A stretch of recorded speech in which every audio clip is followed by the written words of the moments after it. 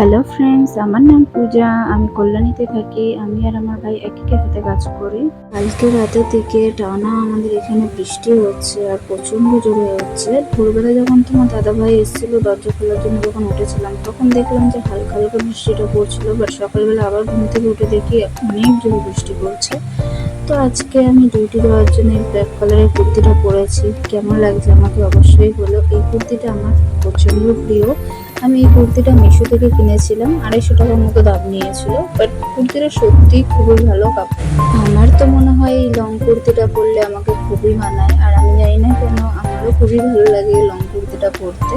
কে বৃষ্টি পছন্দ করো না করো, বাট আমি বৃষ্টি পছন্দ করি, এমনকি বৃষ্টিতে ভিজতেও পছন্দ করি। আমার হাজবেন্ড বৃষ্টি একদমই পছন্দ করে না। তো যাই হোক, এদিকে আমি বেরিয়ে গেছি, প্রচন্ড জোরে বৃষ্টি হচ্ছে। কদিন ধরে শরীরটা ভালো নেই দেখে তাই আমি বৃষ্টিতে ভিজিনি। এই যে মাইয়াটাকে দেখতেছো, এই মাইয়াটার আমি একমাত্র এখন আপাতত ক্যাফের মধ্যে পুরনো আছে। তো এইদিকে আমি বাস বেরার জন্য রওনাও দিয়ে দিয়েছি, আর এদিকে বৃষ্টি তো কমছেই না।